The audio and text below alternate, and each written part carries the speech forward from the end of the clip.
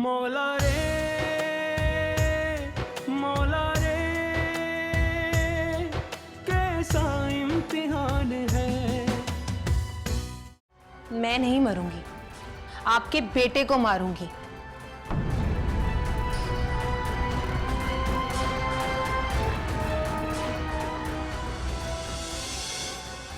मेरे खुदा, मुझे तो अंदाजा ही नहीं था कि ये मामला इस हद तक बढ़ जाएगा।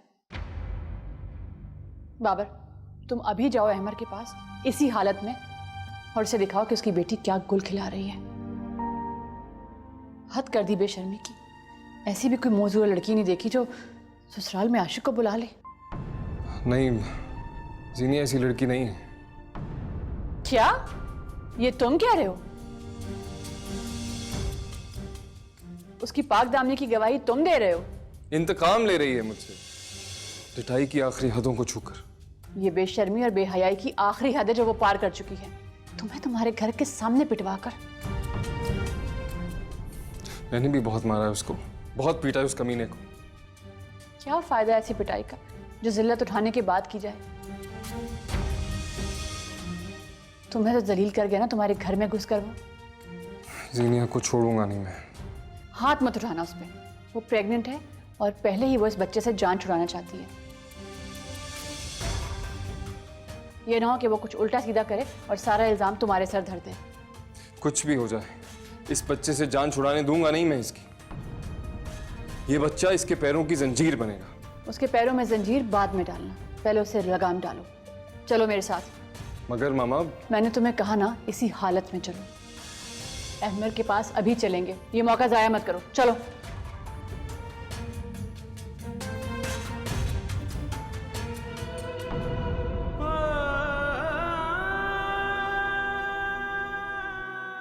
बाजी, आज तो आपने कमाल ही कर दिया। आईना दिखा दिया बाबर साहब को। अभी तो आईने के साथ झलक दिखाई है, आगे आगे देखो मैं इन लोगों को क्या कुछ दिखाती हूँ। हाय बाजी, मुझे तो दिखाती। कैसे है वो? मेरे लिए इतना ही बहुत है बबली कि वो एक गैरतमंद इंसान है जो जालिमों के हाथ तोड़ना जानता है। जीनिया बाजी, आप कितनी बदल गई हैं। जब शादी होके आई तो कैसी डरपों को सहमी सहमी सी थी। शादी होकर आई थी तो अपने लुटने के जख्म भी साथ लाई थी, और जख्म नासूर बन जाए तो हौसला भी मिल ही जाता है उस नासूर को जड़ से उखाड़ फेंकने का। खैर, अभी तुम्हारी दवा का असर ही नहीं हो रहा। हो जाएगा, आहिस्ता आहिस्ता सब असर करेगा। अभी तो आप सिर्फ इन दो माँ बेटे की फिक्र करें। अपने जख्मों का इलाज ढूंढने गए हैं मैडम साहिबा और बाबर साहब। आपके मेके, आपके अम्मी अब्बा के पास। क्या? अब क्या करेंगी आप? आपके अम्मी अब्बा को तो बहुत बुरी लगेगी ये हरकत। भाड़ में जाए सब। अब मुझे किसी की कोई परवाह नहीं है। अब ना ही मैं किसी की कोई बात मानूंगी और ना ही किसी से डरूंगी, चाहे वो मेरे माँ बाप ही क्यों ना हो। तुम जाओ, मेरे लिए वो दवा वाला जूस बना कर लो। जाओ। ठीक है।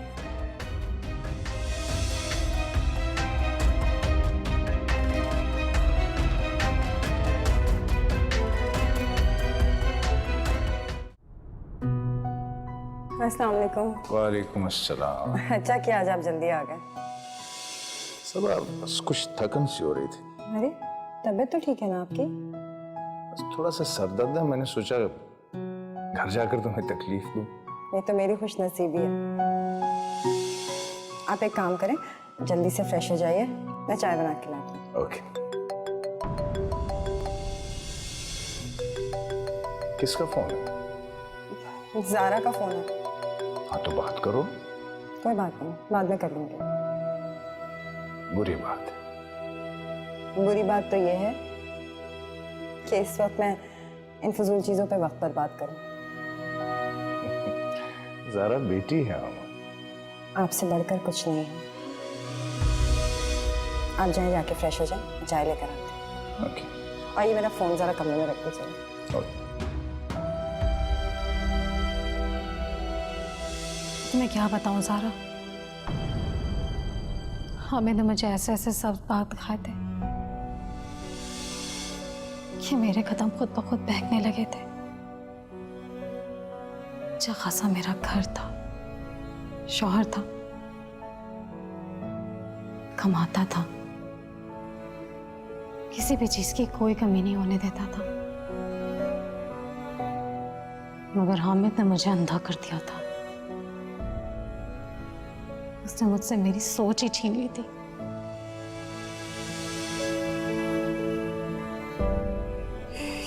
ये इंसान के अपने ऊपर होता है कि वो अपनी सोच को कितना मजबूत रखे। शादी के बाद एक बीवी को सिर्फ अपने शौहर से वफा करनी चाहिए, चाहे हालात कैसे भी हों, सिर्फ उसी का साथ देना चाहिए। मैं जानती हूँ ये आसान नहीं है, लेकिन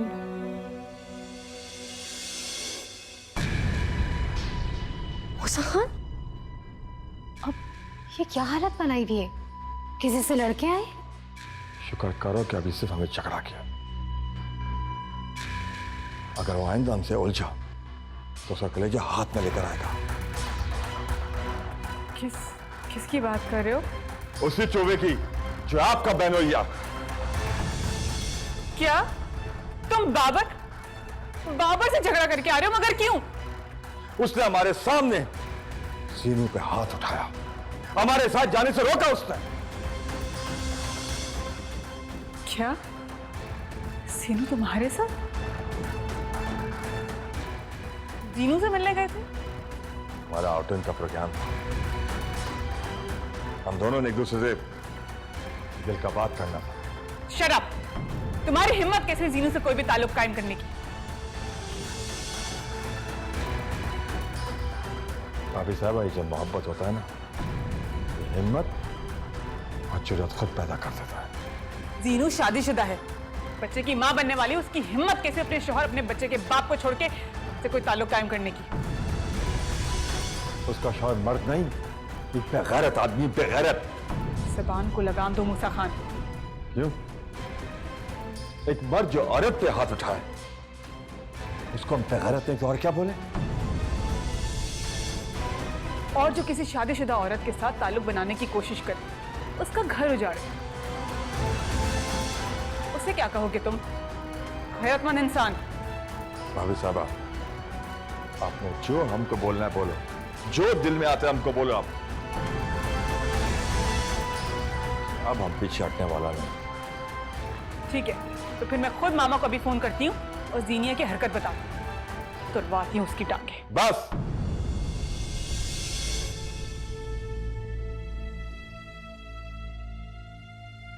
बस भाभी साहबा, हम आपकी बहुत इज्जत करते हैं,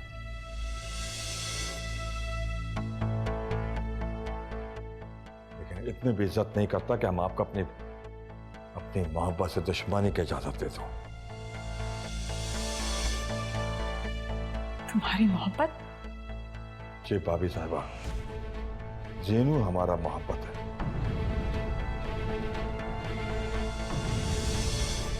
और हमारे मोहब्बत के रास्ते में अगर आपने कोई भी कांटा बिछाया ना, तो वही कांटा हम आपका मुकद्दर बना देगा।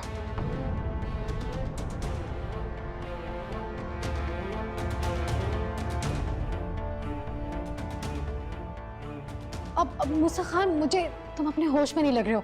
अब मूसा, चले ना, रिलैक्स हो जाए। आए। हमारी मोहब्बत के रास्ते में कोई भी दीवार आए ना, खुदा कसम हम गिरा देगा। मूसा खान, आए ना। मौला रे कैसा इम्तिहान है, मौला रे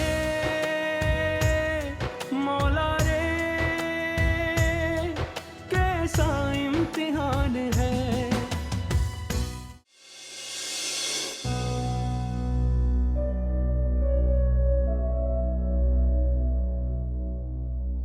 मरियम, ये क्या हुआ है बाबर को? इतनी सारी चोटें कैसे लग गई इसको? बताते क्यों नहीं हो बाबर कि इनकी बेटी के आशिक ने तुम्हारा ये हाल किया है? मरियम प्लीज, मैं तुम्हें इस बात की इजाजत हरगिज नहीं दूंगा कि तुम मेरी बेटी पे इतना घटिया इल्जाम लगाओ। ये इल्जाम नहीं, हकीकत है। बाबर, तुम बोलते क्यों नहीं हो? आंटी, आपकी बेटी ने अपने आशिक से ही हाल कराया है। और वो भी घर बुलवा कर। हाँ? नहीं मरियम, मेरी बच्ची बहुत सीधी सादी है, तकदीर का हर जुल्म सहने वाली। सीनिया ऐसी हरकत कर जाए, सवाल ही नहीं पैदा होता। मरियम, वो ऐसा नहीं कर सकती। सबूत तुम्हारे सामने है। कोई मूसा खान नामी आदमी है जो जीनू पे 100 जान से फिदा है। उसे घर बुलाकर उसके साथ जा रही थी। जब बाबर ने मना किया तो उसने बाबर को ही पिटवा दिया। नहीं, मुझे यकीन नहीं है इस बात पर। यकीन तो तुम्हें तब आएगा जब बात पुलिस तक पहुंचेगी। मरियम प्लीज, घर की बात है, पुलिस स्टेशन तक नहीं जानी चाहिए। कैसी घर की बात?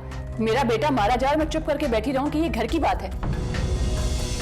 मैं अभी सरकारी अस्पताल जाऊंगी, बाबर का चेकअप कराऊंगी, उसकी रिपोर्ट बनाऊंगी और थाने में जाकर जीनिया के खिलाफ पर्चा कटवाऊंगी।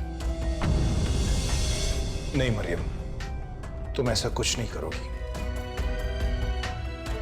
प्लीज मेरी बात सुनो। क्या बात सुनो तुम्हारी? मैं तो आज तक तुम्हारी वजह से खामोश रही कि तुम्हारी इज्जत खराब ना हो, वरना तुम्हारी बेटी ने तो पहले दिन से बाबर को कबूल किया ही नहीं। मरियम, सब ठीक हो जाएगा। क्या ठीक हो जाएगा? ये मेरे बेटे की जान और उसकी सलामती का सवाल है। अगर तुम्हारी बेटी को कोई और पसंद था तो तुमने बाबर की जिंदगी क्यों तबाह की? मैंने तो रातों रात तुम्हारे कहने पर निकाह पढ़ाया। मैं नहीं जानती थी कि इस सब के पीछे तुम्हारी खुदगर्जी छुपी है। तुम धोखा दे रही थी मुझे। सबा, तुम बाबर को साथ ले जाओ, उसका मुंह धुलाओ, उसे चाय पिलाओ। मरियम, मेरे साथ आओ। तुम्हें कहा ना मेरे साथ आओ।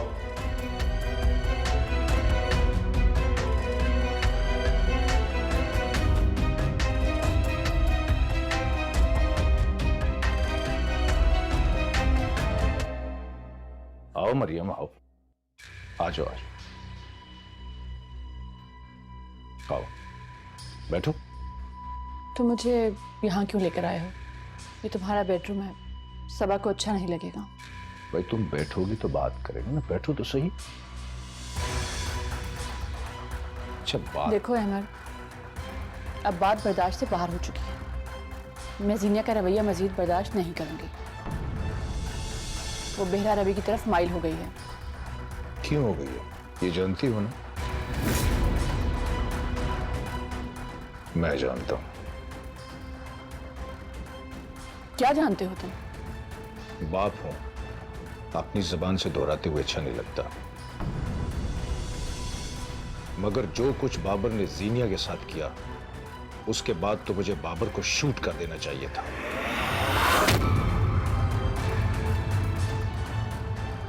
मगर अब वो जीनिया का शौहर है, क्या करूं?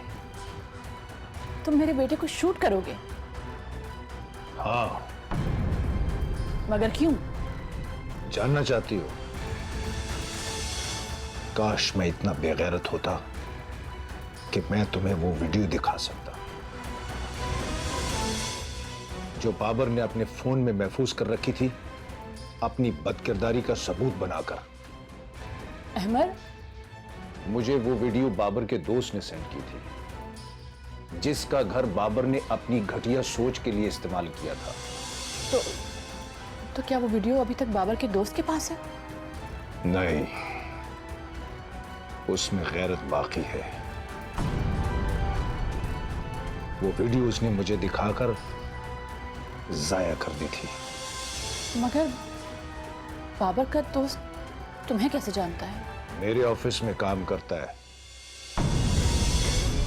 बाबर और जीनिया की शादी में जब उसे यह मालूम हुआ कि मेरा और जीनिया का क्या रिश्ता है, तो उसने सब कुछ मुझे बता दिया, और मैं इसलिए खामोश रहा कि जीनिया अब बाबर की बीवी थी।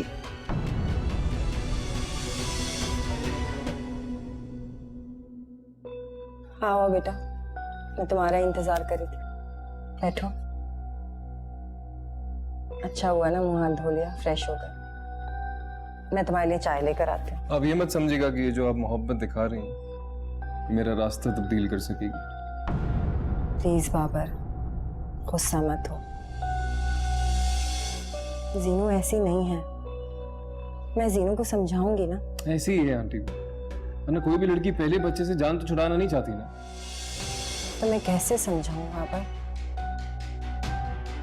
देखो, मैं उससे बात करूंगी, मैं उससे कहूंगी कि वो अपने इरादों से बाज आ जाए। प्लीज बेटा, अब गुस्सा खत्म कर दो। मैं भी कोई यकीन नहीं दिला सकता आंटी, सब कुछ जीनिया के रवैये पे डिपेंड करता है। मैं समझ सकती हूँ। देखो, तुम इत्मीनान से सोचो कि क्या मैं तुम्हारे भरोसे के काबिल हूं या नहीं।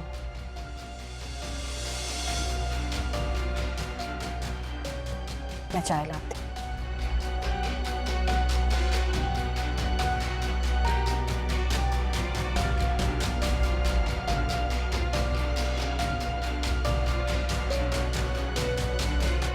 मैं आज तक इसलिए खामोश रहा कि बाबर तुम्हारा बेटा है।